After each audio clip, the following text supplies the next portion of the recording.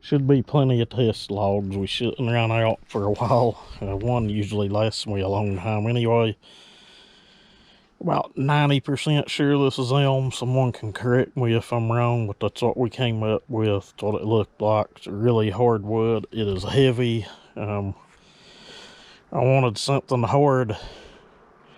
Basically, to dial the saws in better. I found if I dial them in on pine or poplar or something, when I get into a real hard piece of wood, the saws seem a little lean. So, no big deal, but we have plenty of test logs. We'll pile it up somewhere to dry out as we cut our cookies and probably burn them next year. Alright guys, hope all of y'all are well.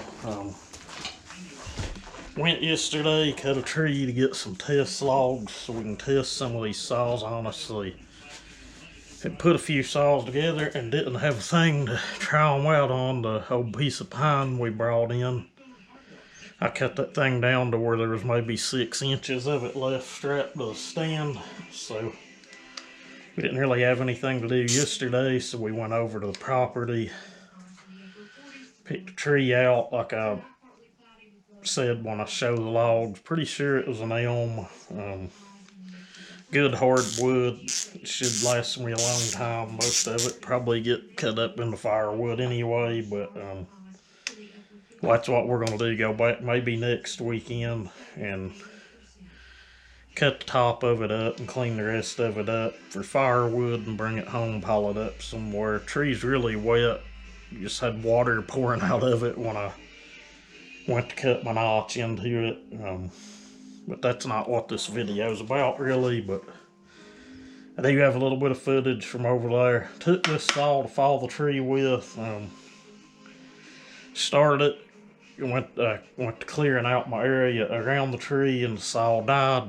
Went to start it back and the starter open. It done exactly what we thought it would do. It broke. That's one thing about these saws, you need to put a good rope in them when you build one. I've got another one coming. We're going to do a 372. Probably won't be as hot as this saw at first, but eventually it will be. But we're going to put that one together on camera too, I guess, or most of it. I've got some pretty good rope to go in it, but it's only a 4.5 rope. But I've got the same rope in my big bore 066, and I've only broke it twice, so I guess it's pretty good rope. Got it in every other saw. The other saw we took, because we didn't plan on doing much, was the last 360 that we done. The crankshaft went down in. Those bearings, I don't even think the bearing's really bad, but the crank itself would just kind of, I don't know, I'd never seen one do that. But if you watch the video you seen, I showed you.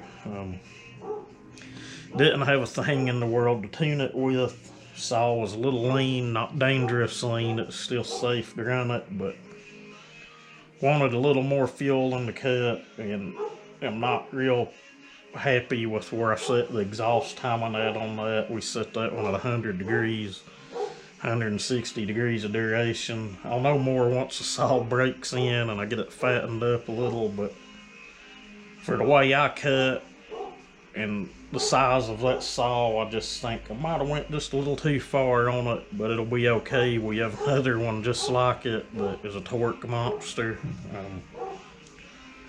But anyway, we're going to pull this starter cover off and change this rope out.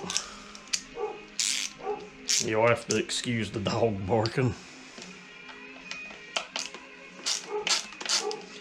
I was a little disappointed because I wanted to put some run time on this saw. Another problem I've noticed, it has a tendency to want to just intermittently die. I don't know if it's electrical. I don't think it's an air leak because the saw runs too good. We'll figure that out as well. I'm sure it's something simple. Could be the China special spark plug we put in it. It may be about as good as this rope. But like I said, I don't think it's going to be anything major.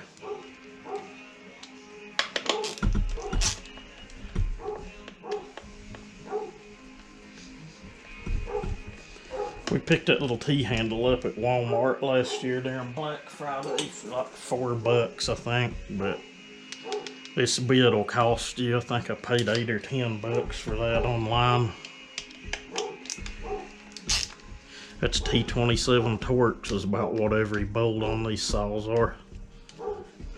You take a 5/16 wrench and a T27 Torx and tear the whole saw down, I'm pretty sure. And a hammer.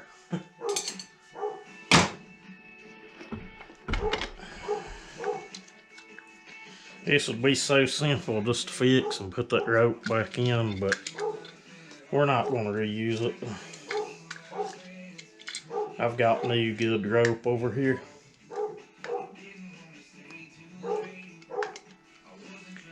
Done that off camera, dug the rope up out of there, pull it out, and we'll use this rope to measure, get our new rope cut, and I'll show you how I put those in.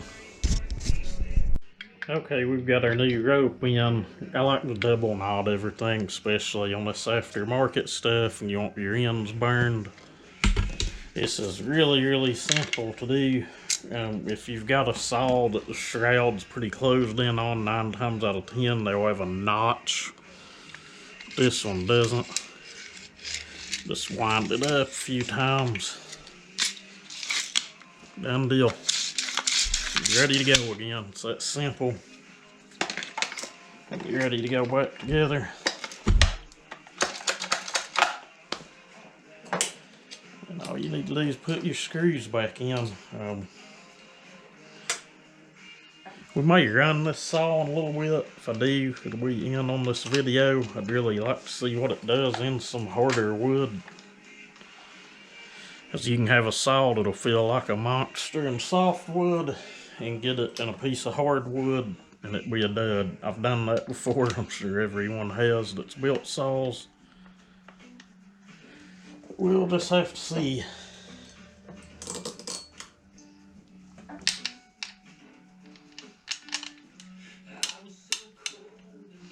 But for right now, we're going to cut this off and end it there.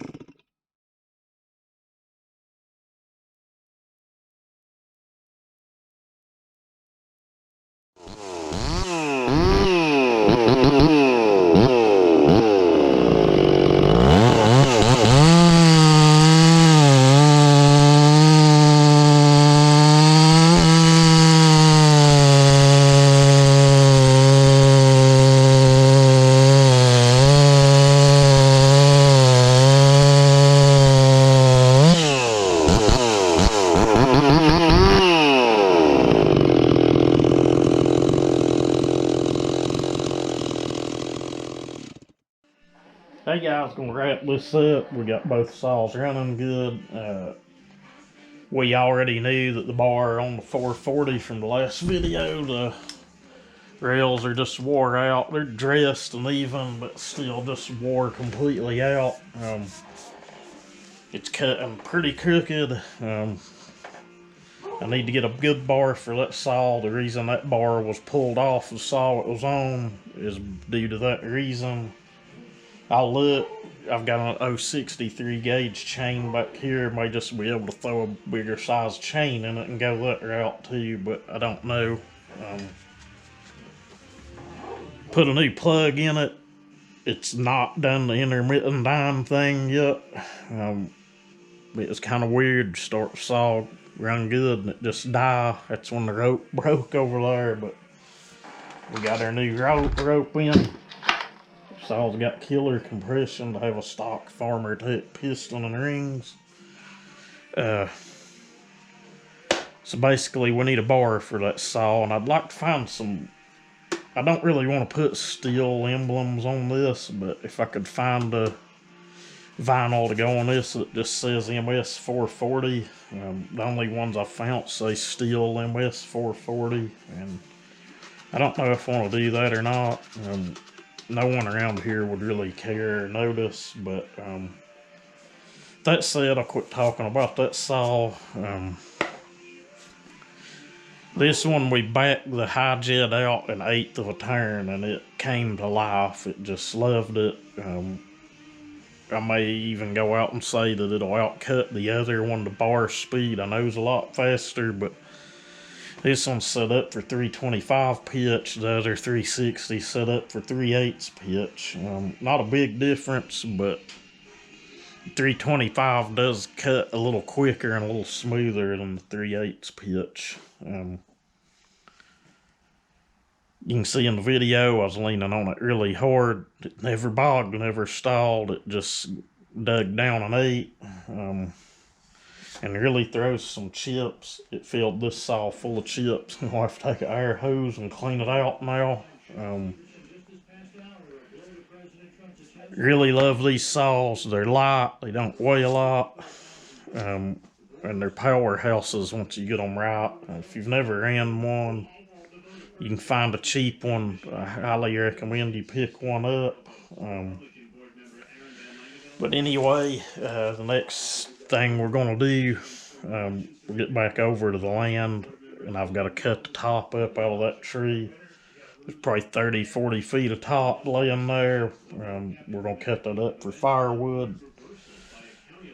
I'm going to take some of the smaller saws. We're going to take the 026 and the 024, and I'll probably take this one and get a little more run time on it, just so everything gets good and broke in.